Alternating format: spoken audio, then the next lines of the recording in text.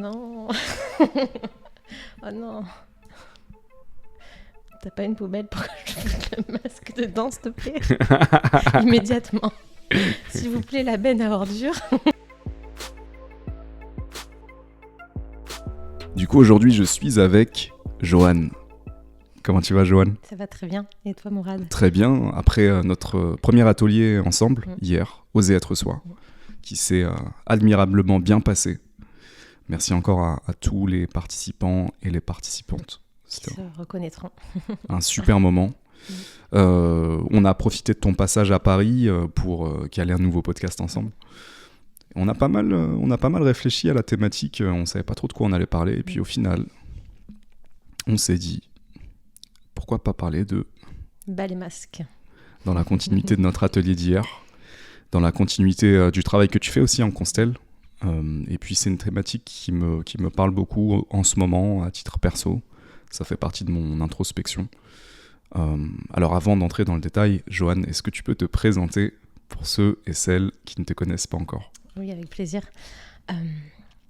J'aime bien dire que je suis quelqu'un de passionné, qui aime profondément la nature, parce que j'ai grandi à la montagne, très proche de la nature. Donc ça, c'est quelque chose qui est vraiment à l'intérieur de moi. Je suis passionnée des relations humaines. J'habite à Marseille.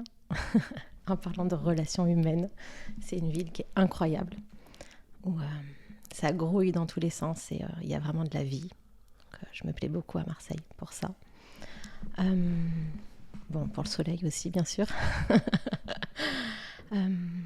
J'ai un parcours un petit peu atypique parce que j'ai fait des études de droit pour devenir avocat et en même temps, depuis petite, je suis très connectée au monde invisible. Et j'ai réussi, je passe les détails, mais à conjuguer en fait ces deux aspects de ma vie, le côté rationnel avocat et le côté très connecté à l'invisible, en créant une activité accessoire de constellation, notamment familiale, et de facilitation de conscience. Voilà, je dirais ça me concernant aujourd'hui. Qu'est-ce que ça t'évoque, bas les masques ? De faire un peu tomber tous les statuts qu'on peut avoir déjà et toutes les histoires qu'on se raconte à notre sujet. Ça m'évoque aussi de lâcher beaucoup l'ego, le mental qui vient beaucoup brouiller notre être profond. Qu'est-ce que ça m'évoque ? Les masques. Il y a d'autres choses qui vont monter après, hein, mais ouais, ça m'évoque aussi les rôles qu'on joue.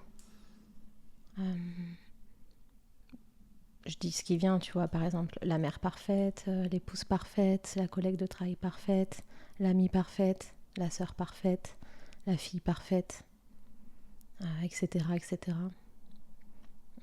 Ça peut être aussi des rôles invisibles, qu'on hérite de nos ancêtres. Voilà. Ça m'évoque un peu tout ça. Ça fait quelque temps que j'essaie de trouver une définition à l'ego. Qu'est-ce que c'est l'ego ? Et la définition que j'ai aujourd'hui, c'est qui on pense être. Et pas qui on est vraiment. C'est-à-dire que toutes les identités qu'on a apprises ou qu'on s'est attribuées, consciemment ou non. Et ouais, cette thématique, ça me parle beaucoup parce que je suis aussi vraiment en introspection sur tous les endroits où je mets encore un masque et pourquoi j'ai besoin de mettre un masque. Il y a des masques que j'ai déposés et il y a des masques que j'utilise encore dans certaines situations sans forcément le réaliser tout de suite. Donc ça me parle aussi. Le premier masque auquel je pense, si je reste dans ce qui est important, enfin ce qui est pertinent pour moi en ce moment, et ça concerne autant le podcast que ma vie en dehors, c'est le masque du mec consensuel. C'est-à-dire que je dis pas toujours ce que je pense, le fond de ma pensée. Pourtant c'est l'exercice que je cherche à travers le podcast, notamment. et maintenant par mes écrits aussi. Mais il y a toujours un endroit où je me dis, où je suis encore sur ma faim par rapport à l'endroit où je sais que je suis capable d'aller et par rapport à l'authenticité que je sens, tu vois, vraiment la racine du truc. Donc il y a encore beaucoup chez moi aujourd'hui, je considère ce masque de la personne consensuelle. Et donc je dis bien que c'est un masque. Il y a à mon avis des qualités et des défauts au fait d'être diplomate et d'avoir une bienveillance. Là où je le questionne, c'est quand ça devient de la lâcheté. Là, ça m'embête. Donc, ouais, très intéressant, cette thématique. Tout de suite en profondeur, bien sûr. Ouais. J'allais te demander, c'est quoi derrière, en fait qu'est-ce qu'il y a derrière? Pour moi, il y a Le fait vraiment... d'être consensuel, peut-être... Parce qu'il y a toujours quelque chose derrière le masque qu'on porte. Ouais. Moi, j'ai vraiment peur de blesser les gens. C'est vraiment ça. C'est même pas un truc en rapport avec le fait d'être aimé par tout le monde ou de pas être critiqué. J'apprécie la critique aujourd'hui. Pour moi, c'est même un bon signe. Parce que ça montre que je prends position sur des choses qui sont importantes pour moi. Et c'est très bien que les gens aient des avis divergents, mais j'ai vraiment peur de blesser les gens. Ouais. Ça, c'est quelque chose qui me fait pas du bien. Et je suis très conscient de ma capacité à blesser aussi. Donc je dirais que c'est ça. Ouais. Mais même si t'essayes, même si tu mets tout en place pour ne pas blesser quelqu'un, ouais, c'est inévitable. Tu peux être quand même celle que tu ne souhaites pas. C'est tout le paradoxe. Voilà. Ouais. Donc, ouais. Tu m'as proposé un exercice très intéressant autour de ça, qu'on a proposé dans l'atelier d'hier. D'ailleurs, c'est l'exercice du pire. Tu peux nous en parler ? Ouais. C'est autour de ces mécanismes inconscients qu'on met en place pour ne pas recevoir les pires jugements en fait, qu'on redoute le plus.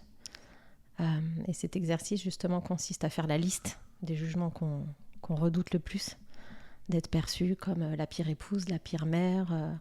Après, tu peux mettre tous les adjectifs possibles et inimaginables de jugement que tu n'as surtout pas envie de recevoir.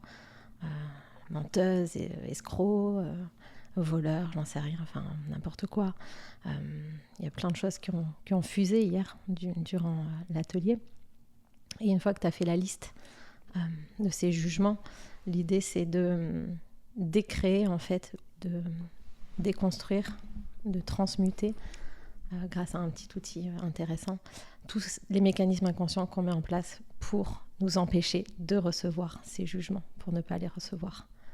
Parce qu'en fait, le problème de ces mécanismes qu'on met en place, c'est qu'ils nous détournent de qui on est vraiment. Et au final, ça crée des masques, ces mécanismes inconscients. On va se comporter d'une certaine manière pour ne pas décevoir telle ou telle personne, pour être aimé de telle ou telle personne, pour ne pas être rejeté par telle personne. Et du coup, c'est une usine à gaz après. Et tout le paradoxe, c'est que ça t'empêche pas du tout de recevoir le jugement que tu voulais éviter, c'est ça. ou d'avoir l'impact que tu voulais absolument éviter. C'est tout le paradoxe. Ouais, c'est ça. Ouais. Donc tu te coupes de ton authenticité, et en plus de ça, ça fonctionne même pas. Donc, mais pourquoi c'est si difficile de poser ces masques ? Qu'est-ce que ça impliquerait ? Tu vois, je te pose cette question, en même temps j'y réfléchis. Ouais. Abandonner peut-être des habitudes. Parce qu'il y a des masques peut-être qu'on porte depuis très longtemps, depuis l'enfance. Des masques éducationnels, mais on s'en rend même pas compte. Donc pourquoi ce serait difficile ? D'une part, si on n'en a pas conscience, en fait, c'est méga compliqué. À partir du moment où on en a conscience, après c'est une question de choix et de volonté. Mais si on n'en a pas conscience, c'est embêtant. Oui, ouais, je vois complètement les deux scénarios aujourd'hui. Si je regarde mon cheminement, il y a un moment où je n'étais pas conscient. Donc, d'ailleurs, je trouve que le dev perso, dans un de ses écueils, peut amener à faire une construction mentale où tu te coupes même de tes ressentis. Et donc, t'es même pas conscient que t'es dans un personnage. Le personnage, par exemple, de celui qui réussit, le personnage de celui qui progresse, le personnage de celui qui avance, le personnage de celui qui a tout compris, le personnage de celui qui sait tout. Donc il y a ça, et je pense que pousser à l'extrême, ça peut même te couper de ton propre ressenti, de ta propre identité, et donc te perdre à porter ce masque, à porter ce costume presque, j'ai envie de dire. Donc ça, c'est une première chose. Et la deuxième chose, avec un peu plus de conscience, c'est ce que tu disais, c'est être capable d'identifier ce qui se passe à l'intérieur de nous, ce qui se passe authentiquement, ce qu'on ressent authentiquement, mais de quand même encore rester dans ce mécanisme du masque. Un exemple concret que je peux donner, c'est j'ai peur de blesser, donc je vais pas dire exactement ce que je pense. Et je ressens l'inconfort dans mon corps, mais je peux décider de le dire ou de pas le dire. C'est un exemple. Oui, d'un masque dont tu es conscient. Tout à fait. Du mec consensuel. À ce moment-là, j'en suis conscient parce que je suis connecté à ce qui se passe à l'intérieur de moi. Dans la première version, il y a une fuite en fait, une perdition presque. Ouais, se perdre dans son personnage, dans ses personnages. T'es caché derrière un masque, hein, donc tu n'es pas visible en tant que toi quand t'es derrière un masque. On voit pas grand-chose. Si le masque est énorme, en plus, on voit rien du tout. C'est dommage. Moi, ce dont j'ai besoin aujourd'hui, c'est d'avoir accès aux personnes dans leur authenticité et avoir accès à leur être. L'ego, oui, bon, c'est l'ego, quoi. On en a besoin pour vivre. Sinon, on ne serait pas incarné ici, mais que l'ego, c'est pas intéressant. C'est nul, même. Une personne qui est totalement dans son ego fait... Enfin, je sais pas ce que tu en penses, mais... Aujourd'hui, ça me repousse. Voilà, ça me repousse complètement. C'est extrêmement compliqué de dialoguer avec quelqu'un qui est que dans son ego, que dans son mental et qui n'est pas conscient de ses masques. Quand tu es conscient, tu sais, quand tu glisses plus dans ton mental ou dans ton ego, tu peux le voir. Mais quand tu es que dans l'ego, tu peux pas être conscient que tu es que dans l'ego. Enfin, je sais pas si c'est clair ce que je dis, mais...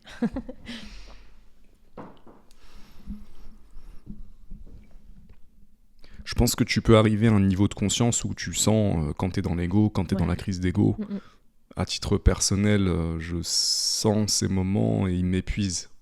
Je m'épuise moi-même quand je suis là-dedans. Donc il y a un moment où j'ai besoin de revenir à moi et j'ai besoin de redescendre. L'ego, pour moi, c'est presque comme un ballon, tu vois. C'est un truc qui se gonfle et je le sens quand mon ego, il est enflé de... Mais parce que tu en es conscient. Mais il y a des gens qui sont dans leur ego et qui sont pas conscients. Tout à fait. Mais c'est agréable d'en être conscient. Moi, c'est pareil, j'ai des moments où je me dis waouh, là, c'est mon ego qui est blessé dans telle situation. Là, c'est mon ego qui a envie de réagir.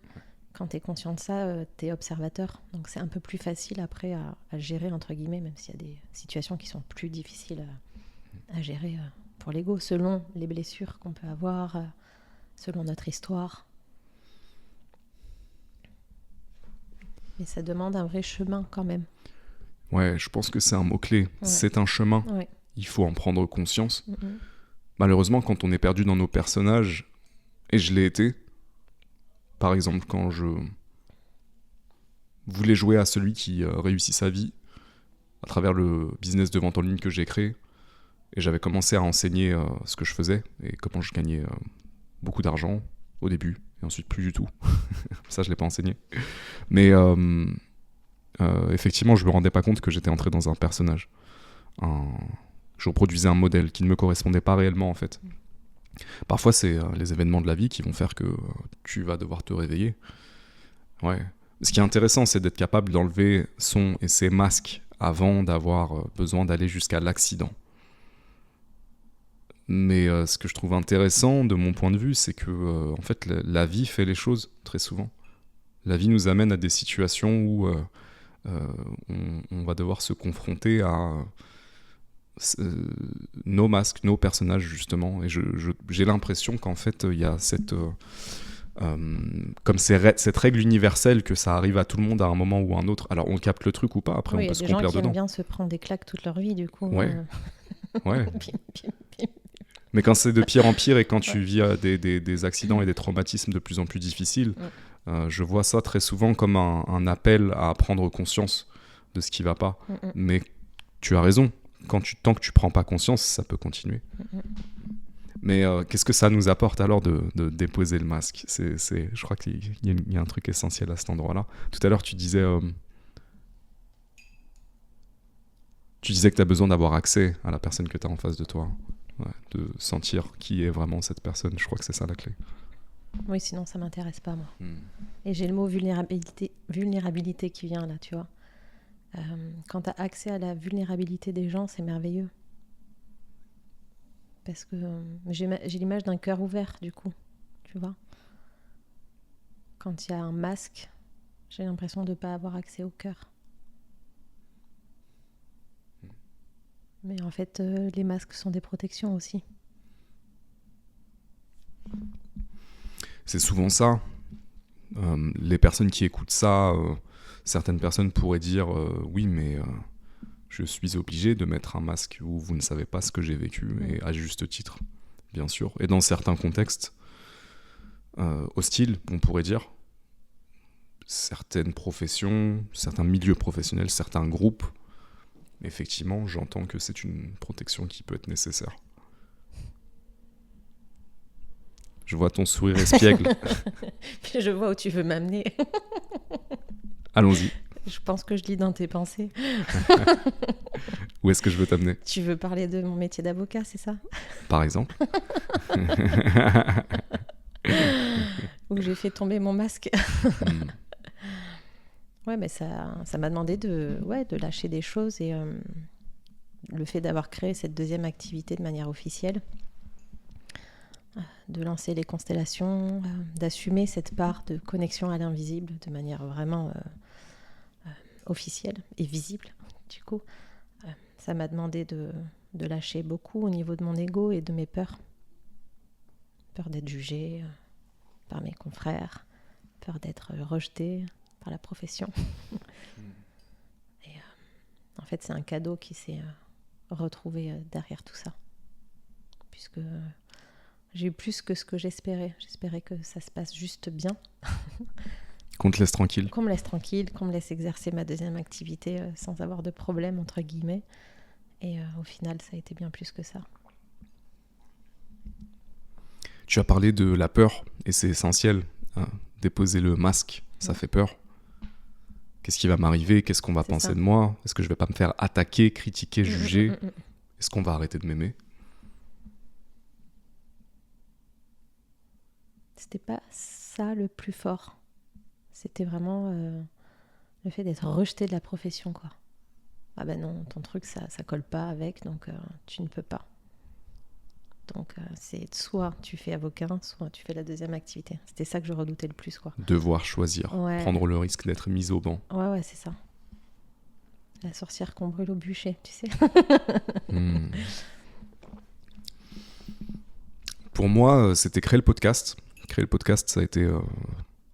Et c'est chaque fois un exercice où je dépose mon masque de différentes manières. Je le fais parce que à chaque fois je cherche plus de profondeur et d'authenticité, parce que j'évolue avec ce podcast aussi. Mais le fait de le lancer et de dire je me lance, je saute dans le vide, je parle de ces choses-là, de sujets tout aussi intéressants et divers, ça a été me mettre à poil. Ouais, te mettre à nu. Ça fait un bien fou. J'ai aussi envie de dire ça, et c'est ce que j'entends dans ton histoire. Ah oui. C'est qu'aujourd'hui tu es épanoui. Ouais. Oui, c'est un soulagement. Quand tu peux être toi. Ah, j'ai plus besoin de porter ma cuirasse. Ouais, c'est ça. Ça pèse moins lourd. J'ai plus de liberté, là, de flexibilité. Puis tu te sens plus complet. Paradoxalement, tu es peut-être à poil, mais plus fort, plus complet. Puisque tu peux exister dans toutes tes parts. Il n'y a pas une part qui est mise sur le tapis ou qui est cachée avec un masque, justement. C'est ça. Y a une subtilité importante dans ce que tu viens de dire, parce que enlever son masque ou ses masques, ok. Et en même temps, donc c'est être authentiquement soi dans toutes nos parts. Parce que être authentiquement soi ne veut pas dire j'ai une seule facette. On est tous des êtres multidimensionnels. Exactement. Tu es avocate et chamane facilitatrice. Tu existes dans ces deux polarités. On a tous différentes facettes et différentes polarités. Ouais. Ombre, lumière. Si je reviens sur le yin et le yang, ou l'anima et l'animus aussi de Carl Jung. Toutes ces différentes facettes, ces différentes polarités. Assumer aussi pleinement tout ça, assumer nos contradictions. Pour moi, déposer son masque, c'est aussi ça. Mettre à nu toutes ses parts. Ouais. Assumer nos imperfections. Ce que je trouve intéressant, c'est aussi d'arrêter de vouloir changer. J'ai des défauts que j'ai pas envie de changer. J'ai arrêté d'essayer de les changer. Tu peux donner un exemple ? Je suis têtu. Et je trouve que c'est génial. Et on me le renvoie très souvent dans le travail et tout, que ça peut être compliqué de travailler avec moi. C'est ok, je l'assume. Ça me plaît. Ouais, mais tant que c'est quelque chose qui, toi, ne te dessert pas, il n'y a pas de raison de le changer, en fait. Je pense que là où tu peux avoir envie et besoin de nuancer certains aspects de ta personnalité, entre guillemets, c'est si c'est blessant ou si ça te crée des problèmes. Enfin, je donne un exemple me concernant. Je sais que j'ai un caractère un peu... Mes amis vont m'entendre, ils vont rigoler. Impatient. Mais je sais que dans certains moments de ma vie, cette impatience a pu me jouer des tours. Donc, j'ai apporté de la nuance à cet endroit et c'était cool. Mais je pense que je suis toujours impatiente. Ouais, je te rejoins. Je te rejoins sur le fait d'apporter de la nuance quand c'est nécessaire, parce que ça peut se retourner contre nous. Et en même temps, pour moi, dans ce chemin d'authenticité, de déposer le masque, il y a aussi cette idée de s'accepter pleinement dans toutes ses facettes, comme on le disait, et aussi d'assumer certaines qualités qu'on pourrait considérer comme étant des défauts. Je trouve ça intéressant. Tu sais, c'est l'inverse de cette quête de vouloir être lisse, parfait, de se développer, de s'améliorer. C'est l'inverse de ça, en fait. C'est le retour à qui est-ce que je suis aujourd'hui. Voilà. Pleinement, c'est ça que je suis aujourd'hui. C'est cette personne-là que je suis. Je dis bien aujourd'hui. Et j'en suis là. Et voilà ce qu'on pourrait considérer comme des qualités. Voilà ce qu'on pourrait considérer comme des défauts. Et ce sont mes polarités. En fait, je crois que j'avais dit ça une fois dans un podcast. J'ai des amis que j'adore pour leurs défauts. Ouais, pour leurs excès, quoi. Ouais. Leur trop, entre guillemets. Ouais, leur originalité. Ouais. Tu sais, l'ami qui s'énerve facilement. Qui est impulsif. Voilà, mais inoffensif, mais qui peut avoir tendance à être râleur et tu peux le taquiner. Et c'est tellement facile à le faire, tu vois. Ce genre de choses. Ouais, après, je pense que c'est souvent les avis des gens qui viennent aussi créer des masques. Arrête d'être comme ci, ou sois comme ça, ou t'es pas assez ci, t'es trop ça. Et si on écoute ça, si on écoute ces avis extérieurs, c'est là qu'on peut après se façonner. Ça, moi, je pense que j'ai peut-être pu le faire quand j'étais beaucoup plus jeune. Mais aujourd'hui, c'est hors de question, quoi. C'est pas négociable. Je rigole fort, je peux avoir un côté très excessif dans mes fous rires et je sais que ça peut déranger. Il y a déjà des gens qui m'ont dit « Mais Jo, mais t'es complètement tarée, presque t'as pas honte de faire ça ?» Bah non, en fait, je vais pas changer ça, j'ai pas envie. Peut-être qu'un jour, je vais me calmer, mais en fait, aujourd'hui, j'ai pas du tout envie de me calmer, quoi. Je te rejoins sur le fait d'assumer en fait ce qui peut être perçu comme un défaut. Ça fait partie de nous, quoi. Et complètement, c'est très juste ce que tu dis quand tu parlais du regard des autres. C'est la peur du regard des autres. Ça commence à l'enfance, généralement. Ça commence là. Ouais. D'ailleurs, quand je parle d'enfance, je parle pas nécessairement de famille. Ça peut être dans toutes sortes de situations, mais c'est quand on ressent le jugement et les conséquences du jugement des autres. Et quand on commence à établir des stratégies naturelles, c'est quasiment de la survie, en fait. Tu sais que ce que tu dis, ça m'évoque un épisode de l'école. Ouais. Mais c'est incroyable, en fait. Je viens de me rappeler de ce moment maintenant, là. C'était je sais plus en quelle classe, je devais être un CM2. Ok. Et je levais souvent la main pour intervenir quand l'instit posait des questions. Et c'est vrai, bon, j'étais un peu turbulente, je rigolais, je faisais un peu la con déjà. Et une fois, il m'avait dit, parce que j'étais intervenue, j'avais répondu à une question, et il m'avait dit, Joanne, tourne 7 fois ta langue dans ta bouche avant de parler. Et j'avais reçu ça d'une manière hyper violente. Et je sais que à plein de moments dans ma vie, j'ai pas osé exprimer des choses en public quand j'étais dans des groupes, enfin j'ai pas d'exemple précis, mais je suis sûre que c'était entre guillemets à cause de cette réflexion que j'ai reçue quand je devais avoir 10 ans, quoi. Et c'est incroyable, tu vois, c'est comme si ça m'avait mis un masque je peux pas m'exprimer spontanément, sinon je vais dire de la merde.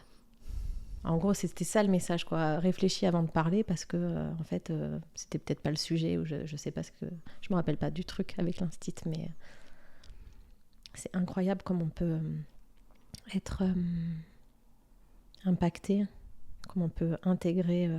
J'ai le mot engrammage, quoi. On peut engrammer des informations et les porter jusqu'à l'âge adulte, quoi. Et ça, je pense que ça crée des masques. C'est très important ce que tu dis, parce que c'est le résultat d'une blessure, c'est le résultat d'un moment qui peut être profondément blessant, parfois traumatisant. C'est aussi ça. Dans ce que tu dis, j'entends pas de traumatisme, mais peut-être que des personnes pourraient, qui nous écoutent ou qui nous regardent, pourraient se dire oui, mais j'ai eu besoin de mettre un masque, en fait. C'était la réaction à, et je comprends tout à fait. Moi, j'ai une expérience un peu différente qui me vient, en tout cas la première qui me vient, c'était pas mettre un masque, c'était le besoin de changer de masque. Donc j'ai fait des études de droit, en tout cas j'ai fait 2 ans. Je m'en sortais bien la première année, et puis en deuxième année, je me rends compte que ça m'intéresse pas du tout, et que je sais pas ce que je fous là, et j'ai envie de faire complètement autre chose, tu vois. Donc je change, je me réoriente, et je vais en fac de LEA, langue étrangère appliquée. Et donc en fac de droit, j'avais le masque du mec sérieux, studieux, qui fait tout pour réussir et avoir des bonnes notes. Et en LEA, je décide de mettre le masque du mec sociable. Parce que j'ai envie de changer d'identité, en fait. Il y a un truc qui m'embête dans cette première identité où je me sens pas être... c'est trop lourd à porter. Et puis j'en ai marre qu'on me renvoie cette image de « t'es le mec, toi t'es un mec sérieux, toi c'est l'école de toute façon » et tout. Tu sais, c'était une sorte d'adolescence, de crise d'adolescence. Je suis pas que ça. J'ai envie d'être autre chose. Est-ce que je peux être autre chose ? Mais ce faisant, j'ai juste mis un autre masque. Après, c'était intéressant pour moi de me permettre d'aller dans l'excès, de dire... Donc ça se matérialise comment à la rentrée, première année de fac de langue, je me souviens, pré-rentrée. Ils nous mettent par petits groupes et ils nous proposent d'aller visiter des lieux à Paris en rapport avec la culture anglo-saxonne ou hispanique. Et nous, on est allé visiter une librairie qui s'appelle Shakespeare & Co, près de Saint-Michel-Notre-Dame. Et ensuite, il fallait faire un retour d'expérience devant tout l'amphithéâtre, tu vois. Et moi, j'ai décidé de faire mon show, en fait. Donc j'arrive et déjà, je dis au prof qui était là, moi, j'ai pas encore ma carte de transport, donc j'ai dû frauder pour faire réaliser votre enquête. Est-ce que vous allez me rembourser les tickets ? Et du coup, tout le monde rigole dans l'amphithéâtre et je sais plus ce que je raconte. Bref, je fais mon show, tu vois. Mais j'avais besoin à ce moment-là de mettre ce masque-là, de changer d'identité. C'était un autre masque.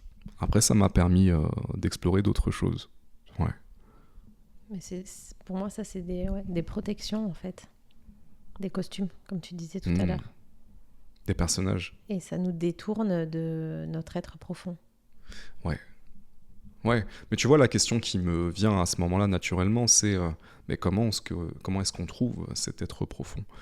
Puisque c'est pas si facile en fait.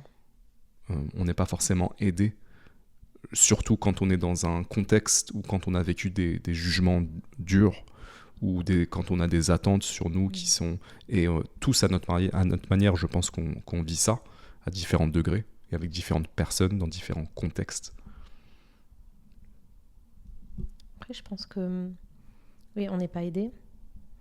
On nous a pas appris à l'école à connecter à notre être profond. Non, c'est pas du tout une priorité. La priorité, c'est D'apprendre des maths. Et ça rentre sert dans à le rien. moule, rentre dans le moule, C'est ça. insère-toi, fais, tu vois. C'est pas la priorité. Découvre qui tu es et sois heureux. C'est pas du tout. C'est une matière qui devrait être obligatoire, ça. Hmm. Donc ouais, on nous a pas appris et en même temps, je pense que ça peut faire vraiment peur Complètement. parce que l'être profond par nature, il est profond et ça peut être vertigineux d'avoir accès à son être parce qu'il n'y a pas les couches de l'ego quand tu as accès à ton être. Donc c'est un peu une sensation de mourir. Enfin, je sais pas, c'est vraiment ce qui vient quand on parle de ça, quoi. Parce qu'on s'identifie tellement à notre ego Tout à fait. que si on est plus dans notre ego et qu'on est connecté à notre être, peut-être qu'on a une sensation de perdre quelque chose, de vertige, de...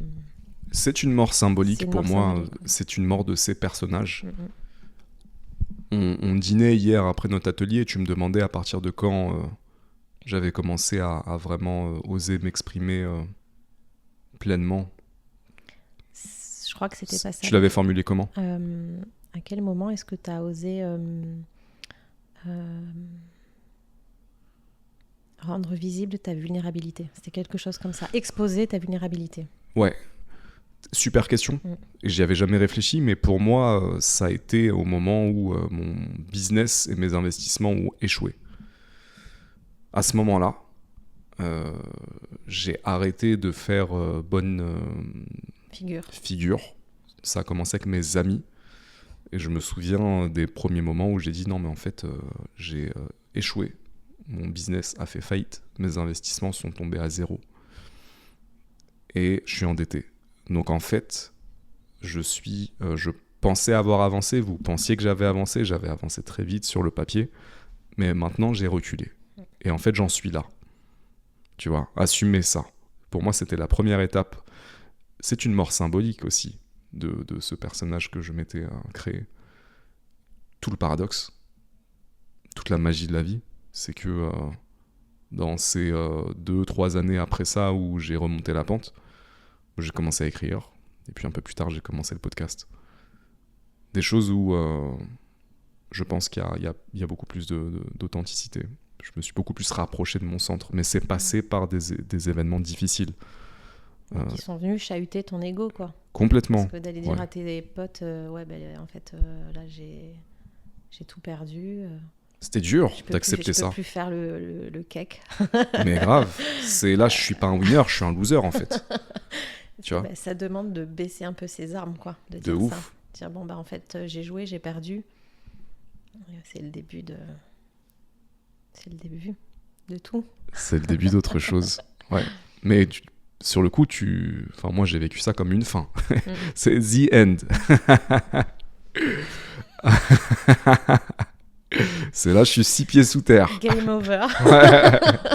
Game over. Maintenant, paie les pots cassés, mon coco.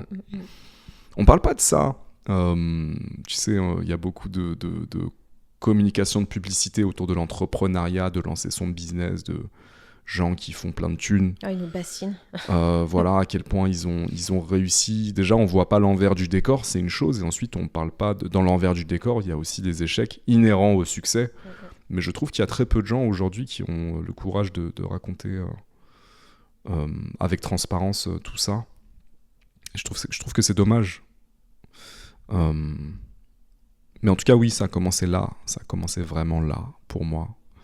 Et aujourd'hui, je vois le cadeau qui a été fait, mais ça revient à ce que je te disais tout à l'heure. Parfois, c'est la vie qui nous amène à nous retrouver dos au mur ou dans un cul-de-sac pour évoluer. Je pense qu'on le choisit inconsciemment. Je pense qu'on le crée d'une certaine manière.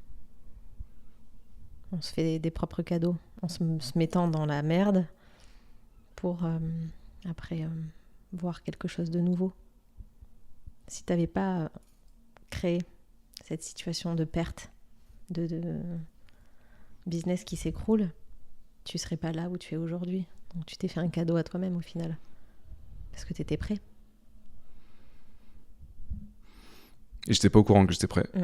Mais j'ai pas eu le choix. Sur le moment, tu t'es dit, c'est quoi ce délire ? Grave. Je me suis dit, c'est quoi les 7 enfers là, les 7 plaies d'Égypte ? Je me suis dit waouh. Et puis ça s'est accumulé en plus. Mais j'ai vraiment eu l'impression, je dis aujourd'hui, mais c'est parce que c'est ma formulation que la vie m'a accompagné ou que la vie m'a façonné presque. Mais l'image que j'ai, c'est vraiment enlever le costume. Tu vois, vraiment enlever le costume. Se retrouver à poil et dire voilà, en fait, ça c'est moi. Je peux plus me cacher là. Je peux plus, j'ai plus rien à cacher. Ouais, et puis plus ça va aller, et plus tu découvriras d'autres masques comme des épluchures d'oignons en fait. Ouais. Ah, il y a ce truc là, bah en fait, Complètement. Ça m'embête, je l'enlève, hop. Tu penses que tu en as encore? Bah oui. Tu les mets à quel endroit? Je ne sais pas.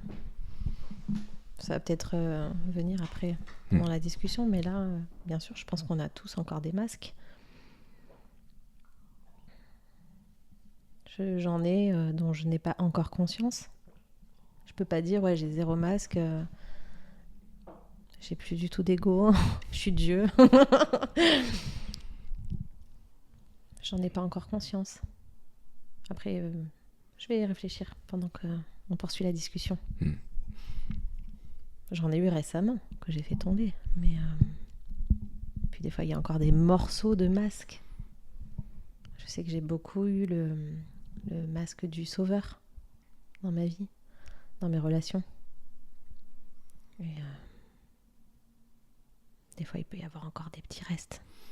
Et tu le sais. Donc là, c'est un mini bout encore de sauveur. On arrête ça. Et puis des fois, volontairement, on remet un masque en fait. Parce que dans telle ou telle situation, on va en avoir besoin. Ou on va vivre un truc qui va toucher une blessure et dans l'instant, on va avoir besoin de remettre le masque. Et c'est ok, tant qu'on en a conscience. Oui. Comme tu le disais tout à l'heure, c'est une protection. C'est une protection. Une protection qui peut se retourner contre nous, mais une protection qui, dans certaines situations, ou dans certains contextes, peut être nécessaire à nous préserver. Moi, je sais que j'ai eu...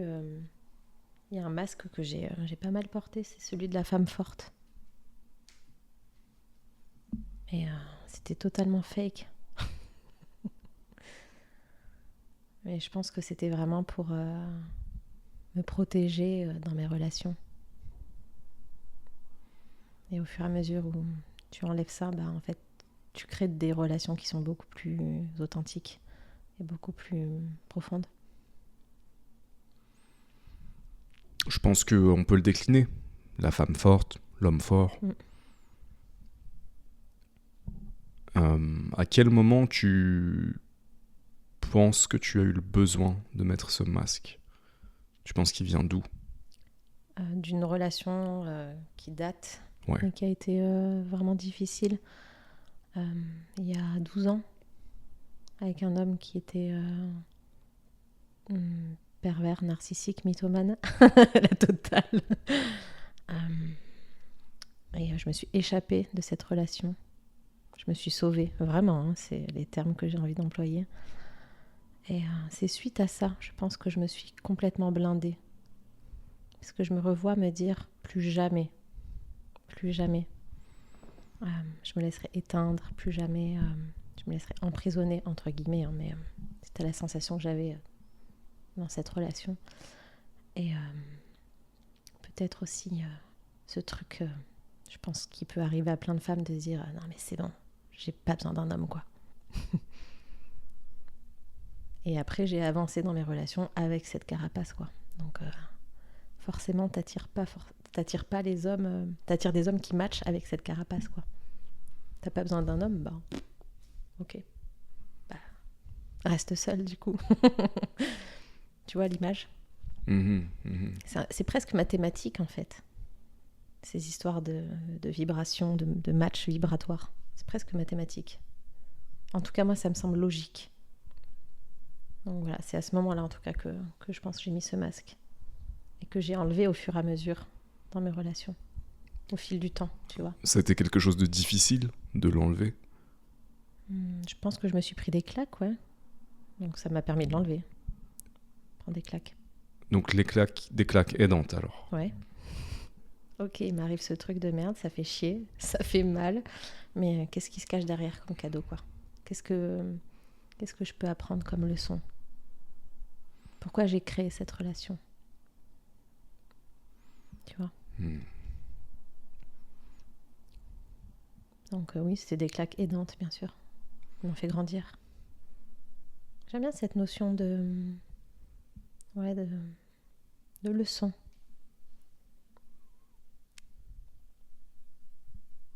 On s'auto-crée des leçons au final. Et je me sens beaucoup mieux aujourd'hui sans ce truc, sans ce masque de je suis une femme forte et j'ai pas besoin d'un homme. Comment, si tu enlèves ce masque de je suis une femme forte et j'ai pas besoin d'un homme, comment... Je l'ai plus du coup. Donc tu l'as enlevé. Ouais. Qu'est-ce que tu dirais, comment tu reformulerais cette phrase aujourd'hui?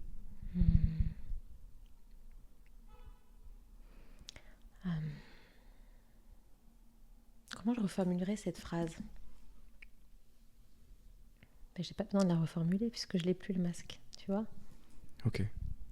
Mais du coup, je me sens libre d'être vulnérable. Oui, le pendant de plus avoir ce masque, c'est ça. C'est je me sens sécure. Je me sens en sécurité dans ma vulnérabilité. Voilà. C'est vraiment ça, la justesse là-dedans. Et j'aime cette sensation. Ouais, je pense qu'on touche quelque chose de très intéressant et très important, se sentir en sécurité, d'être dans sa vulnérabilité, parce que c'est extrêmement sensible pour nous tous. Pour nous tous, c'est probablement une des raisons pour lesquelles on met des masques, parce qu'on ne se sent pas en sécurité dans notre vulnérabilité, et à juste titre, à beaucoup d'endroits. Il y a beaucoup d'endroits, et avec beaucoup de personnes, on ne peut pas, et on n'est pas en sécurité dans notre vulnérabilité. C'est toute la... La vulnérabilité, moi aujourd'hui, je la vois comme... non pas comme quelque chose de l'ordre de la faiblesse ou de la fragilité, mais plutôt comme un endroit de force. Puisque si tu accueilles ta vulnérabilité, c'est que quelque part, t'as plus besoin de remparts de protection autour. Et que, au final, cette vulnérabilité est un propre soutien. Tu vois ce que je veux dire ou pas? Oui, j'allais te dire, pour moi, c'est l'extension de l'authenticité. Oui. C'est un des piliers de l'authenticité. C'est ça. Qui est en fait la forme ultime une des formes ultimes de la force, à mon avis. Pour moi, ça rime avec puissance et force. Complètement. La vulnérabilité. Ouais, ça pourrait, dans mon monde, ça pourrait être un synonyme. Parce que quand je suis en face de quelqu'un qui assume qui il est et qui n'a pas peur de dire des choses sur lesquelles il pourrait être jugé, ou des choses qui sont assez... qui ne sont pas à son avantage, disons, j'ai beaucoup de respect pour ça. Pour moi, c'est vraiment une preuve de force. Mais là, on parle de quelque chose qui est intégré. On parle de quelque chose qui est avec lequel on est au clair. On ne parle pas d'un truc qui dégouline. Tu vois ce que je veux dire ? On parle de oui, j'ai vécu ça, oui, je suis ça, oui, je suis comme ça, oui, j'ai cette insécurité et je la pose sur la table parce que je suis OK avec ça. Tu vois ? Mais après, il y a la manière de se présenter à l'autre aussi, sans forcément raconter des choses. Dans la manière dans la posture. Est-ce que je me présente avec ma vulnérabilité ou est-ce que je me présente avec un masque ? Ouais, c'est pour ça que pour moi, c'est même pas je me présente avec la vulnérabilité, c'est que je me présente avec l'authenticité. Oui, de qui je suis. Et la vulnérabilité en fait partie. Ça va avec, c'est ça. J'ai pas besoin de raconter ma vie à toutes les personnes que je rencontre. Par contre, autant que faire se peut, je suis dans ce travail de transparence et d'honnêteté. Ouais. Et je vois vraiment ça comme... tu as parlé de pilier tout à l'heure. Ouais. Et je vois ça comme une colonne intérieure, tu vois.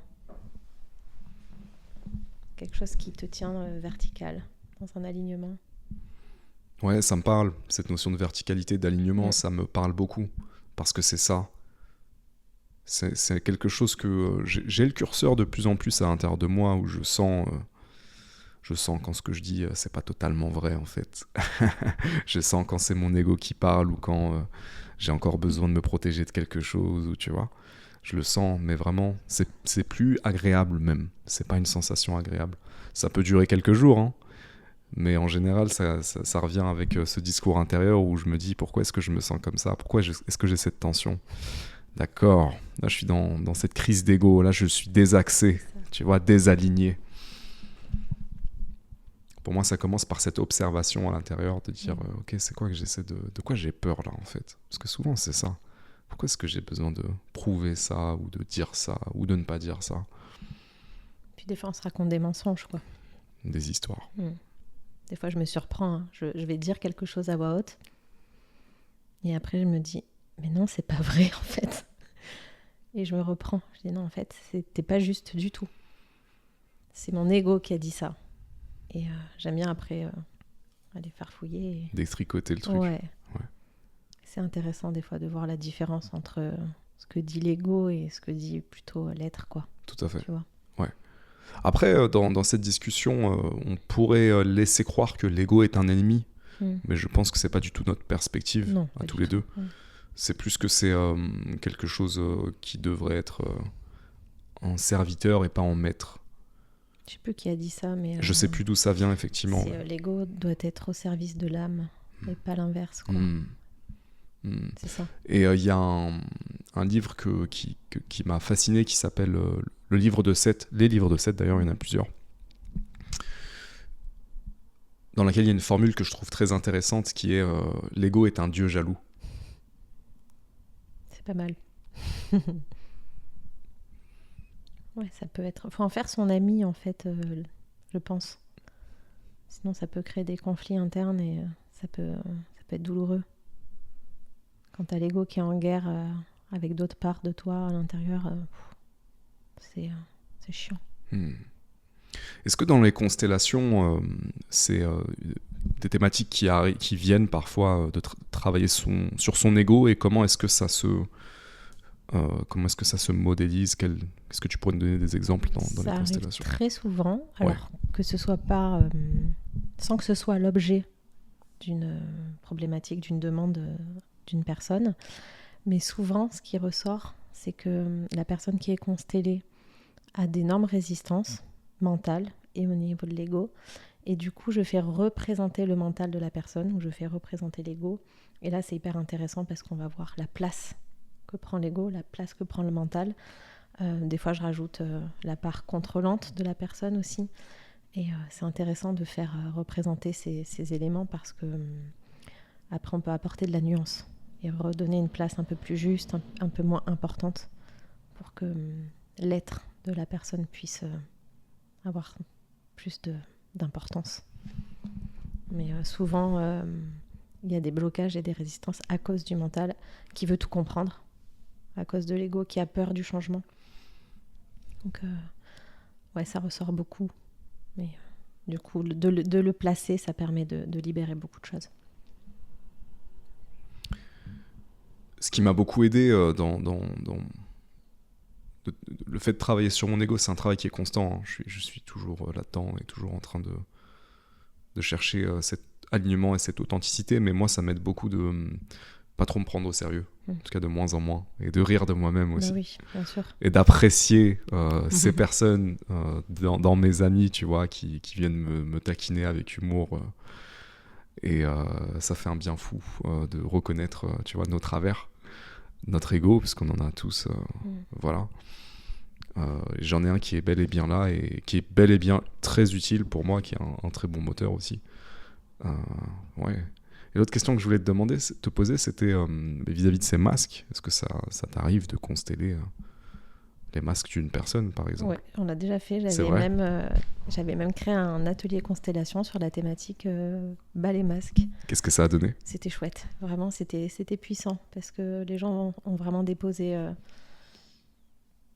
leur costume j'ai vraiment des images de cap, quoi, qu'on peut porter. Et c'est lourd, en fait, c'est lourd. Puis, comme je le disais au début, on peut porter des choses, des masques qui sont à nos ancêtres, qui appartiennent à nos parents, qui appartiennent à nos grands-parents, et ainsi de suite.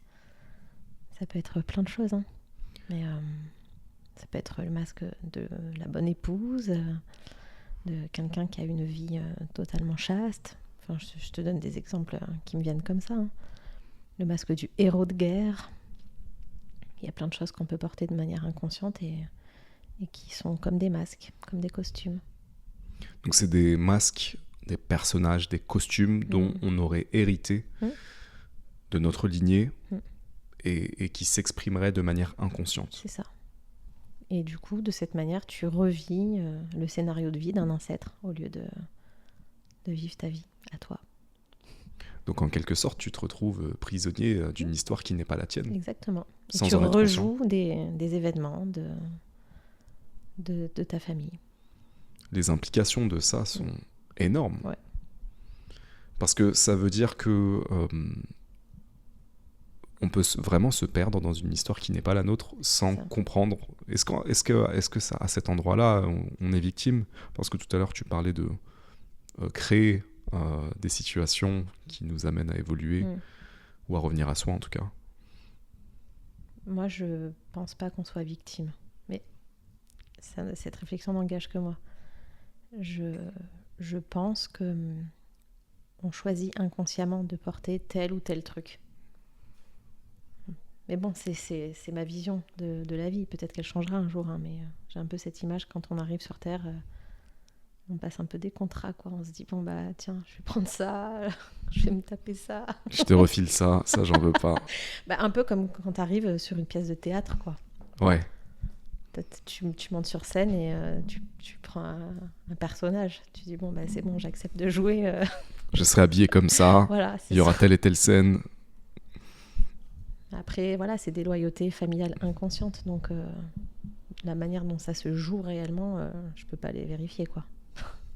C'est hyper subtil, c'est invisible. Je sais pas à quel moment ça se passe, à quel moment on prend la loyauté familiale et on la rejoue. Je sais pas. Mais pour moi, on n'est pas victime, mais la conséquence, ça peut être de se dire ça. Purée, on est victime de nos ancêtres, quelque part. Bah, c'est regarder une seule partie du prisme. C'est regarder ces schémas dont on a hérité, potentiellement qu'on a choisi.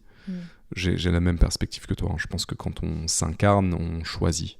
Je pense même qu'on choisit notre famille. Je pense aussi.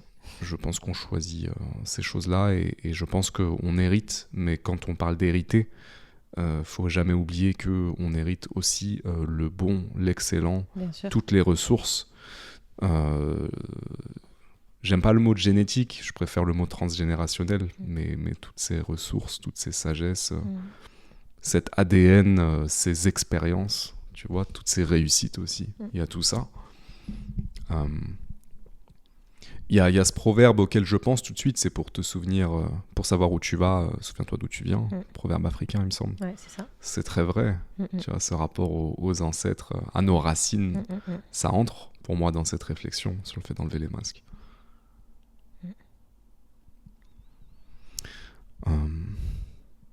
Et j'ai une autre image qui est venue quand on discutait, c'était l'image d'un bal masqué. Tu vois, on est tous en train de danser dans un bal masqué. Dans un grand château déguisé. Ouais, c'est cool une fois de temps en temps, ouais. Mais dans le fond, si c'est tout le temps comme ça, qu'est-ce que c'est triste. Ouais, c'est triste. Et puis j'ai l'image des corsets, tu sais, qui... Parce que là, je suis partie dans une soirée bal masqué dans un château. Époque Renaissance. Yes.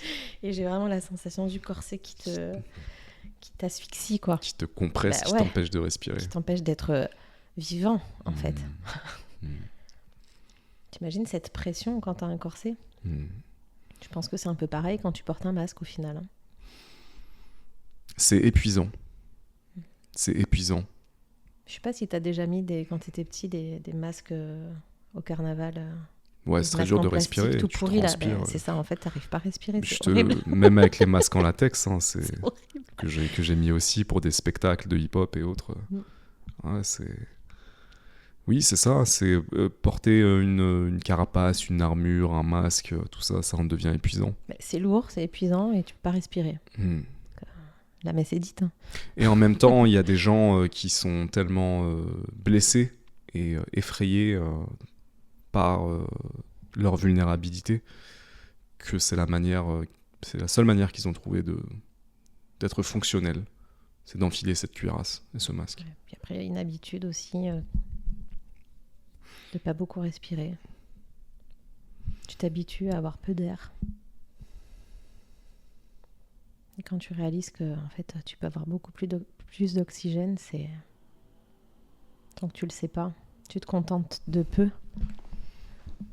Et si un jour tu soulèves le masque, là tu dis waouh, c'est quoi ça? C'est quoi tout cet air pur? J'ai vraiment cette image là, tu vois.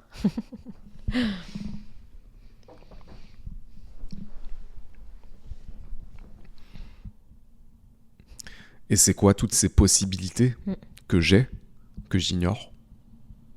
Parce que finalement, c'est du contrôle. T'es d'accord avec moi? Ouais. Porter un masque, c'est finalement contrôler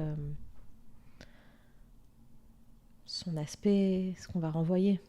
On parlait de jugement extérieur. C'est une manière de paraître, de se présenter au monde extérieur. Donc c'est une manière de contrôler les choses, de se protéger. Et pour moi, le contraire du contrôle, l'opposé, ça va être la confiance. Et si tu enlèves les masques, si tu baisses tes barrières de contrôle, c'est là qu'il y a le champ des possibles qui s'ouvre, quoi. Objection? Oui. Pour utiliser du vocabulaire juridique. Plus à l'américaine. Ça, mais... c'est que aux États-Unis. Ah ouais. Objection, mon honneur. Vraiment la série juridique américaine. Objection, oui, mais quand je baisse la garde, je me fais toujours avoir. Qu'est-ce que tu réponds à ça? Oui, mais chaque fois que j'ai été vulnérable, on me l'a fait à l'envers. Donc, ça veut dire que c'est une phrase qu'on peut beaucoup entendre dans les relations, tu vois. Je ne peux pas faire confiance, je ne peux pas... Autant des hommes que des femmes pourraient dire ça. Hein. Chaque fois que je baisse ma garde, chaque fois que je suis vulnérable, tu vois, on me l'a fait à l'envers. Moi, ce que j'ai à répondre à ça, c'est ce qui est fait est fait. C'est fait, c'est fait, c'est fait. Des fois, j'aime bien le répéter 3 fois. C'est fait, c'est fait, c'est fait. Ça appartient au passé. Et il y a cette notion selon moi, d'avancer avec ses peurs. Moi, suite à cette relation qui a été très difficile, j'avais une grosse blessure de trahison. Et j'ai quand même continué de faire confiance aux hommes, même si j'avais peur. J'ai quand même avancé avec ça, quoi. C'était un choix. Ouais. J'avais pas envie de rester paralysée avec mes peurs. J'allais pas rester toute seule dans mon coin, sans rien faire, sans rencontrer personne. C'est vraiment pour moi ce moment d'avancer avec ces sacs de sable. Et puis au fur et à mesure où tu vas marcher, les sacs de sable, ils vont se vider. Tu t'en rendras même pas compte et puis un jour tu vas voir. Ah ben, en fait, ils sont vides. Il n'y a plus de sable dedans. C'est une belle image. Parce que parfois, on peut nous-mêmes empêcher les sacs de sable de se vider et rajouter des cailloux. C'est ça. Et toutes sortes de choses en disant « Regarde le sac que je porte. Regarde ce qui m'est arrivé. » Et ça, c'est en général du dialogue interne. Hein. Regarde ce qui s'est passé. Donc, ça veut dire que, par exemple, dans notre exemple, je ne peux pas faire confiance. Parce que je me fais systématiquement trahir, avoir.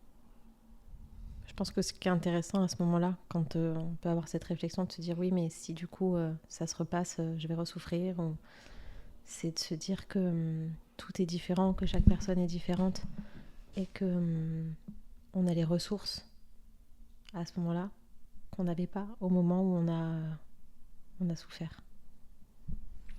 Et puis la souffrance t'apprend aussi. Bah oui. Ce que tu as vécu t'aide à évoluer et à réaliser. En fait, en amour, c'est clairement ça. Si tu... Enfin, c'est un risque. Si tu veux avoir une relation amoureuse, tu prends le risque qu'un jour ça se termine. Tu peux pas avoir de garantie. Donc là encore, si tu le fais pas, tu restes figé et il se passe rien. C'est pareil pour tout, à mon sens. C'est l'acceptation de l'inconnu. Voilà. Tu peux pas avoir de garantie sur rien du tout. Ouais, et je trouve que c'est la plus belle et la plus grande aventure de toutes. Tu vois ? Laisser tomber, faire tomber le masque et dire je suis pleinement moi. Et d'ailleurs, c'est quoi la conséquence de je suis pleinement moi ? C'est qu'est-ce que je fais ? Qu'est-ce que je fais ? Qu'est-ce que je veux faire de ma vie ? Avec quel genre de personne est-ce que je veux passer mon temps ? Tu vois, les conséquences, en fait, elles sont énormes. Les implications, elles sont énormes. Et pour moi, c'est là la plus grande aventure, parce que c'est potentiellement sortir du cadre, potentiellement exprimer une originalité, potentiellement changer de carrière. C'est l'aventure. Pour moi, c'est vraiment très lumineux, tout ça. C'est vraiment des possibilités. Oui, et je suis complètement d'accord avec toi. Et ce que je trouve beau, c'est ce qui peut s'ouvrir quand on saute dans le vide. Si on revient au moment où tu décides de, en plus de ton métier d'avocate, de lancer tes accompagnements. Donc tu sautes dans le vide. Tu nous disais tout à l'heure qu'à ce moment-là, tu veux que ça se passe bien. Tu ne cherches pas à faire des vagues, tu veux qu'on te laisse tranquille. Quelles ont été les surprises que tu as eues ? J'ai été sollicitée par mes confrères. Déjà ça, waouh. Je pensais pas que ça puisse se passer à aussi grande échelle. Qu'il allait y avoir 1 ou 2 avocats qui allaient me solliciter, oui, bien sûr. Mais on est à plus de 2 personnes, quoi, aujourd'hui. Et puis, j'ai pu faire des formations aussi. Donc, oui, ça, c'est un cadeau. Là où je voulais juste qu'on me laisse tranquille, en fait, on m'a demandé de l'aide, on m'a sollicité. Donc, je cherchais je cherchais pas de reconnaissance. Et en fait, j'ai eu une reconnaissance. C'est ça qui est fou, quoi. Je voulais juste qu'on me laisse faire mon activité tranquillement, en toute discrétion. Au début, voilà, je voulais rester discrète. Le deuxième cadeau, ça a été de moi me rendre visible par rapport à ça. Ça a été la deuxième étape. Créer une page Insta. J'ai eu tardivement Instagram, quoi. J'osais pas. Je me disais, mon Dieu, mais ça craint de mettre des photos avec le tambour et tout. Aujourd'hui, je réfléchis plus avant de poster un truc. Ça part, quoi. Je crois que plus ça va dans ma vie, plus j'aime bien cette notion de j'augmente le volume de qui je suis. Encore plus fort. C'est très important ce que tu dis, parce que c'est aussi sauter dans le vide, mais c'est aussi des petits pas. Oui. Ah oui, ça s'est pas fait en un jour. C'est ça. Donc tu sautes dans le vide avec la surprise de ce qui arrive, Ouais. La surprise, les alliés inattendus, les belles réussites, les belles rencontres, les belles surprises, c'est aussi ça. Les collaborations inattendues aussi. Par exemple, puisqu'on est là, et ça me parle beaucoup. J'ai commencé ce podcast sans attente particulière, avec une envie. Et aujourd'hui, quand je vois tout ce qui est possible, les connexions, les rencontres, les propositions, l'atelier qu'on a fait hier, j'aurais jamais imaginé faire ça quand j'ai commencé. Tu vois, à un certain niveau, je pense que j'en avais envie. Mais je ne l'avais pas imaginé, en tout cas pas si tôt. Je trouve ça génial. C'est génial, oui.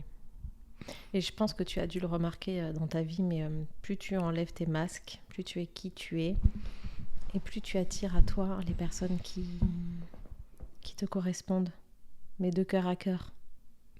Je dirais qu'il y a ce double mouvement d'attraction-répulsion. En fait, ça, c'est presque instantané, c'est magnétique. Ouais. Tu attires effectivement les personnes qui te correspondent, qui vibrent comme toi, et tu deviens répulsif pour toutes les personnes qui te correspondent pas ou plus. Sortir de ta vie, ouais. Ouais, donc c'est vraiment mon expérience. Ça a été toute cette période pour moi un tri aussi de certaines personnes. Oui, moi aussi. Ça fait partie de ça, ouais. L'aventure d'oser être soi et de déposer les masques, c'est aussi d'accepter que ça ne plaira pas à tout le monde. Ça peut être trop aussi pour quelqu'un qui est dans ses propres masques, qui est avec ses masques. Si toi, tu n'as pas de masque, moins de masque, à un moment, ça peut être trop pour cette personne. Et cette personne ne peut pas assumer. Ne pourra pas se sentir capable, elle, de faire tomber ses masques. Ouais. Ça te parle ? Ouais, complètement. Bien sûr, hein, ça me parle beaucoup. Et quelque part, quand on a nos masques, faut pas s'étonner d'attirer des gens qui vont peut-être, je sais pas, nous mentir. Parce qu'en fait, quand on a un masque, on se ment à soi-même. Donc forcément, après, t'attires du fake, entre guillemets. Oui. Tu ne te montres pas tel que tu es réellement. Donc comment est-ce que tu veux que les gens te rencontrent réellement ? C'est ça. C'est ça qui se passe. Donc après, ça crée des relations qui sont peut-être moins nourrissantes. Basées sur un mensonge. C'est ça. Donc c'est peut-être plus intéressant d'avancer. J'ai encore ce truc en toute vulnérabilité, parce que pour moi, quand on n'a pas les masques, on est nu, quoi. Oui, et ça m'amène aussi à un autre endroit, puisque on s'intéresse à la thérapie, à l'énergétique. Ça me ramène aussi à l'endroit du travail de l'ombre, le shadow work. Ça en fait partie. Pour moi, la vulnérabilité, c'est aussi aller regarder en face, dans mon cheminement spirituel, d'aller regarder en face mes ombres, d'aller les rencontrer, de les comprendre. Et là, c'est pour moi le summum de la vulnérabilité, parce que c'est regarder nos facettes qui ne sont pas les plus lumineuses, et qui sont bel et bien là. Et qui sont encore plus là, encore plus présentes justement quand on essaye de les cacher, ou quand on essaie de les nier. Et donc il y a aussi quelque chose de fondamental à mon sens là-dedans. Les masques, c'est aussi ça, dans cette quête d'authenticité. Authenticité d'abord avec moi-même, avec soi-même. Ouais. Est-ce que je suis capable de regarder mes ombres en face et de les assumer ? Est-ce que je suis capable aussi de leur donner de l'amour, parce qu'elles sont là pour une raison ? Oui, ça demande beaucoup de courage, parce que c'est jamais agréable de... Ouais, j'allais dire de faire remonter la merde à la surface et de traiter ça, quoi. C'est jamais agréable. Et à traverser, c'est pas confort. C'est les endroits les plus désagréables que j'ai vécus. D'aller confronter mes ombres de différentes manières, dans des espaces qui étaient faits pour, que ce soit des cercles chamaniques ou du travail avec des énergéticiens qui ont de la bouteille. Mais c'est le travail le plus désagréable que j'ai fait, que de regarder mes ombres en face, de regarder toute cette merde que je mettais sous le tapis. Ouais, et puis tous les mécanismes internes qu'on peut avoir, qui sont souffrants. C'est comme... j'ai cette image d'aller mettre les mains dans le moteur, quoi, pour aller voir, ok, comment ça fonctionne, tous ces mécanismes-là. D'aller, tu vois, d'aller mettre les mains dans le cambouis, quoi. Il faut se salir les mains à un moment donné pour aller voir comment ça fonctionne, pour qu'on puisse après avoir un recul nécessaire sur certains mécanismes, sans se laisser gouverner après par ces mécanismes. Et si tu n'ouvres pas le capot de la voiture, à un moment, elle peut crever comme ça, ta voiture. Hein. Complètement. Et elle peut crever ou te faire crever. Ouais, c'est ça. T'envoyer dans un mur. Ou faire crever ta famille, tes proches, les personnes qui sont avec toi. Ouais. Et c'est parfois très difficile de dire putain, mais en fait, il y a ça en moi. Oui, j'ai ces envies de pouvoir. Oui, j'ai ça. Oui, j'ai ces mécanismes. D'où est-ce que ça vient ? Tu vois, tous ces trucs-là. En même temps, c'est puissant comme chemin. Enfin, je sais pas si tu me rejoins, mais Complètement. ça peut être douloureux et vraiment inconfortable, mais je trouve que c'est puissant parce qu'une fois que tu traverses la tempête, waouh, tu te dis putain, ça y est, je l'ai fait quoi. C'est merveilleux. Je reviens toujours aussi à cette idée que y a des trésors dans l'ombre. Et que il faut que je sorte des citations de Carl Jung qui parlait très bien de ça de manière très éloquente, mais il y a vraiment des trésors dans l'ombre, et il y a aussi ce travail, en fait le fait d'aller mettre les mains dans le cambouis, c'est aussi comprendre le mécanisme, comprendre ce que tu as sous le capot, c'est pour reprendre ton image. Et donc ce que tu as sous le capot, c'est aussi dire, quand on dit montre-moi ce que tu as sous le capot, ça veut dire montre-moi ta puissance. Et donc, dans l'ombre, il y a aussi de la puissance. Il y a aussi un trésor. Confronter le dragon pour trouver le trésor. Confronter notre dragon intérieur. D'ailleurs, tout le paradoxe que je trouve, puisqu'on parlait tout à l'heure de développement personnel et de comment ça peut amener à un déni, je trouve que ce déni-là, je le vois aussi dans le déni de l'ego spirituel. Et pour moi, c'est très dangereux parce que c'est vraiment enfouir profondément nos ombres. Est-ce que tu fais référence à ces injonctions il faut être positif, c'est ça ? Par exemple. Ouais. Il faut être positif, ou si tu fais ça, c'est que tu n'es pas évolué spirituellement, ou ce genre de tous ces jugements. Et tout le paradoxe, c'est que plus on veut être lumineux, plus on a une ombre qui nous rattrape. Tout à fait. Ouais. Donc je suis vraiment fasciné par ce travail de Carl Jung où il considère qu'en fait faut intégrer cette ombre, l'intégration. C'est-à-dire qu'on réconcilie les deux paradoxes, la lumière et l'ombre, et on incarne les deux, on réconcilie les deux, et on se tient au centre. Tu vois ? Ouais, j'ai cette image d'équilibre entre les deux. Ouais. T'as besoin d'ombre pour voir la lumière. Et la lumière crée nécessairement l'ombre. Bah oui. Moi, ça m'agace ces trucs de éveil spirituel. Ça veut dire quoi en fait ? Oui, moi je suis éveillée. Pardon. Grand éveillé. Non mais sérieux, je comprends pas les gens qui se qualifient d'éveillés, tu sais. J'ai envie de leur dire, mais vous vous prenez pour qui ? Est-ce que le Bouddha ou est-ce que un Jésus se serait qualifié d'éveillé ? J'en suis pas sûr. Bah non. J'en suis pas sûr du tout. Ça veut rien dire pour moi ce mot. Je préfère le terme de conscient. Je suis conscient en fait, c'est tout quoi. Éveillé, ça veut dire que t'es supérieur, que t'as compris. T'as compris quoi ? Personne détient la vérité en plus. Hein. Même là, on fait les beaux, mais en fait... Grave. Autant... Ah, mais complètement. Complètement. C'est facile de parler derrière un micro. Être cohérent dans la vie entre les propos et les actes, c'est quelque chose de très difficile. Voilà, on a des défauts. On n'est pas toujours... je suis pas toujours dans la compassion, la bienveillance. Voilà, bien sûr, complètement. Et c'est très bien comme ça. Après, moi, j'aime bien me dire que je crois savoir des choses. Et en fait, je sais rien.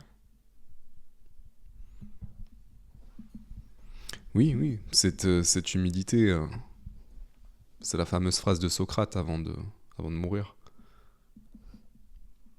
Un grand sage à son époque, qu'on connaît encore, des milliers d'années après, et pourtant, tout ce que je sais, c'est que je ne sais rien. Ouais, on est des petits grains de sable dans l'infinité de l'univers, qui essayons d'enlever nos masques. On est un peu des guignols en fait. Hein. On est grave des guignols. Et on est pas si... On importe très peu, quoi. On est des rigolos. Hein. Ouais. Vraiment des rigolos. Bah, c'est bien d'en rire. Il faut. Ouais. Ouais, rire de soi, rire de nous-mêmes, je reviens vraiment à ça. C'est un truc qu'on a dit dans l'atelier hier. Ne pas se prendre au sérieux. Ouais. Rigoler de nous-mêmes, ouais. Et cesser de vouloir répondre aux attentes de la société, des proches. Je vais te dire que je rigole aujourd'hui de moi quand je mets des masques aussi. Parce que parfois, je le mets volontairement. Dans certaines situations, tu vois. Je vais mettre le masque, par exemple, du petit con. Parce que là, tu m'as saoulé. Donc, vas-y, tu sais quoi, je vais faire le petit con avec toi. Volontairement. Et je peux rigoler de ça. Après, je peux rigoler de moi-même. Je peux rigoler de... Est-ce que tu crois que tu as un masque qui traîne quelque part et que tu mets parfois Où ? Du mec parfait. Grave. Ouais, bien sûr. Complètement. C'est la continuité de... ce que je te disais tout à l'heure, le masque du mec consensuel. Okay. C'est une volonté d'incarner quelque chose, peut-être une sorte d'idéal. Ouais, peut-être. Ouais, je pense que ça... Je pense que c'est très ancré. C'est comme, presque la continuité ou l'évolution du masque du bon élève. Tu vois ? C'est presque la continuité de ça. C'est je rentre dans les clous, je coche toutes les cases. Alors qu'en fait, non.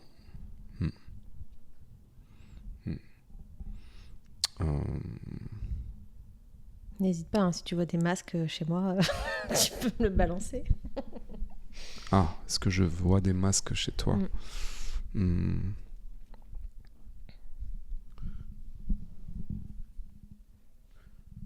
y a toujours besoin de rétroviseur. J'aime bien cette image. Je te demanderais si tu penses pas avoir le masque de la femme nourricière.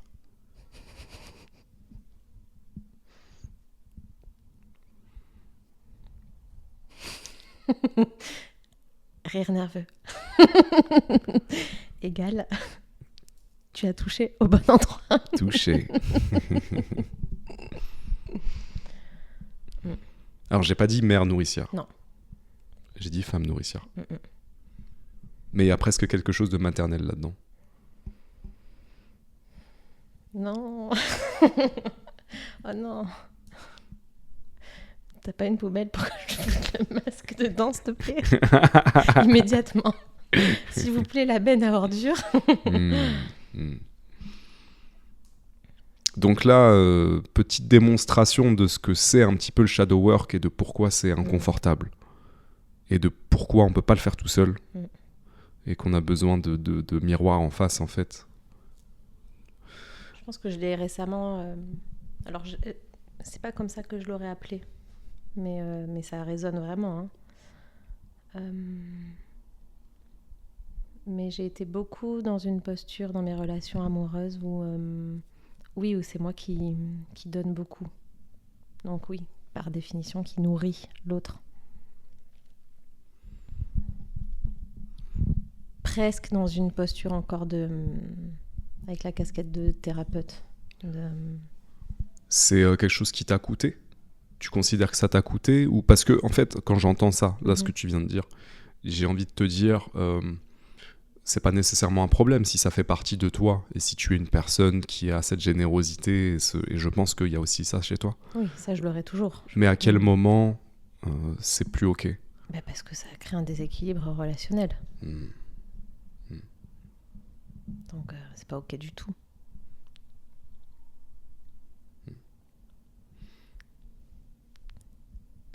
Tu le mets où, le déséquilibre relationnel ? Dans le sens où c'est... Quand c'est toi qui nourris et que tu reçois pas de nourriture... Donc tu peux attirer ce qu'on pourrait qualifier de vampire en face. Oui. Galvaudé. C'est quand même moche, mais oui. Ouais. Malgré eux. Oui, bien sûr. Inconsciemment. Mais choisi.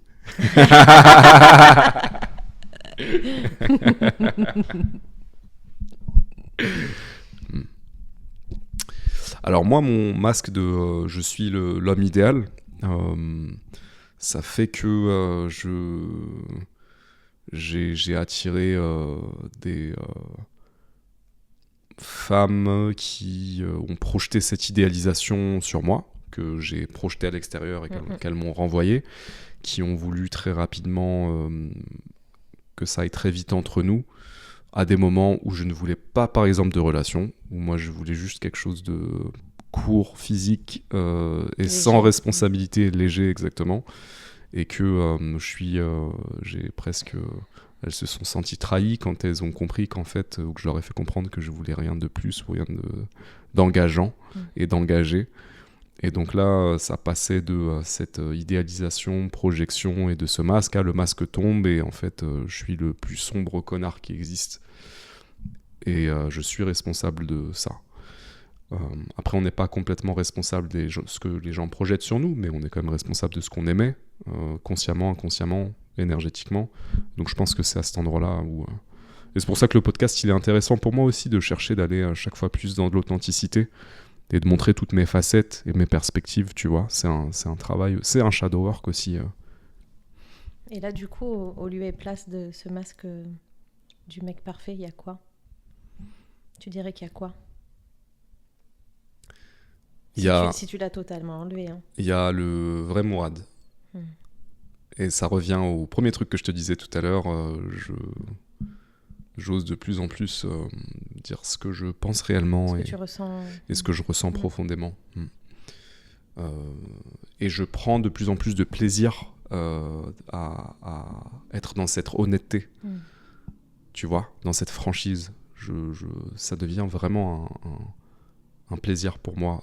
Pas un plaisir dans le sens où c'est le plaisir de blesser les gens, parce que ça, j'en ai toujours peur, c'est toujours difficile. Mais de me dire, je suis aligné, je suis droit dans mes baskets, ça fait du bien, tu vois. C'est hyper agréable. En tout cas, moi, j'adore dire ce que je ressens. C'est un truc qui me... Waouh. J'aime pas le mensonge. Je me sens mal si j'ai pas la sensation d'avoir tout dit à quelqu'un. J'ai vraiment besoin d'exprimer ma vérité. Et après, je dis toujours, c'est quelque chose qui m'a énormément aidée dans ma vie. Chacun est responsable de sa réaction. Quand tu dis j'ai peur de blesser les gens, bah en fait, chaque personne à qui tu vas parler va demeurer responsable de la réaction qu'elle va avoir. Et tu vas dire une seule et même chose à 10 personnes différentes. Les 10 personnes vont réagir de 10 manières différentes. Donc, quand tu te rappelles de ça, bah, tu peux te sentir peut-être un peu plus libre d'exprimer les choses. Complètement, ouais. Et c'est pas aider les autres que de vouloir les préserver en ne disant pas certaines choses. C'est pas forcément leur rendre service. Mais bon, ça c'est une réflexion très personnelle, quoi. Après, il y a de la délicatesse, bien sûr, à avoir avec certaines personnes dans certains contextes. Donc bien sûr. Après, ça, c'est une question d'intelligence émotionnelle. Tu l'as ou tu l'as pas, quoi. Mais je sais que je l'ai, et en même temps, le paradoxe, c'est que je peux être très sec. Mais justement, je pense que quand on s'habitue à exprimer la franchise régulièrement, on n'a pas besoin, en tout cas moi j'ai moins besoin d'être sec quand ça sort de moi, presque comme un mécanisme défensif, tu vois. Ah oui, quand t'es sec, c'est qu'en gros t'as trop attendu et que bim, ça c'est sort, ça, quoi. Ouais, c'est là je me sens par exemple agressé ou c'est pas ok ce qui se passe, et là je peux être très sec et lapidaire et là vraiment blessant pour le coup, ou cassant. C'est aussi ça, ouais. C'est pas dans l'intérêt, c'est pas dans mon intérêt, l'intérêt des autres, donc il y a aussi tout ce cheminement et c'est très intéressant.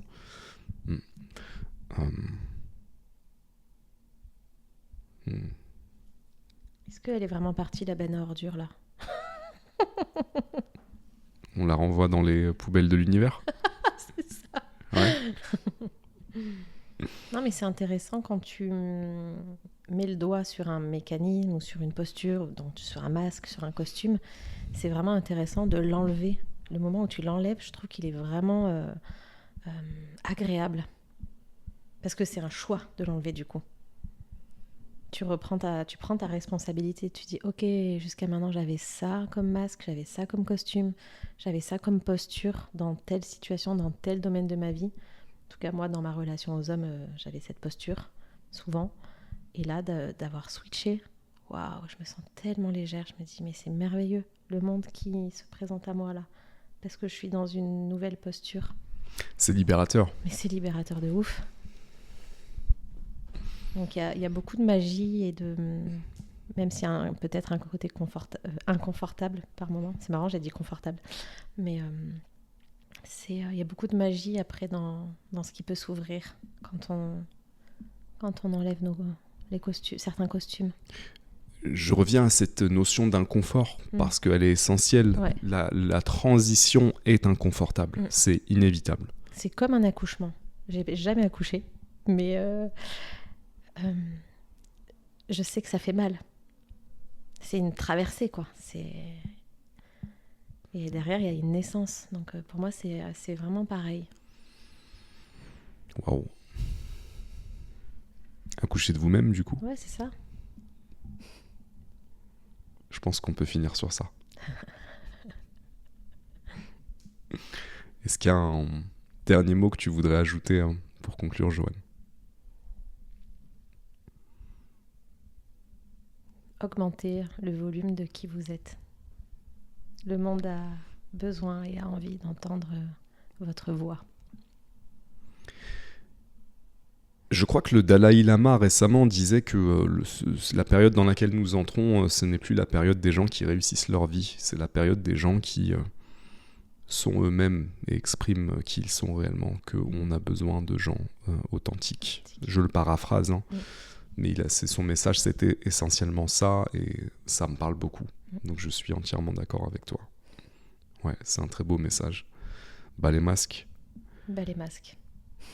Pour les personnes qui ont apprécié cette conversation, qui souhaiteraient te contacter, discuter avec toi, peut-être bénéficier de ton travail, d'un de nos ateliers, où est-ce qu'on peut te trouver?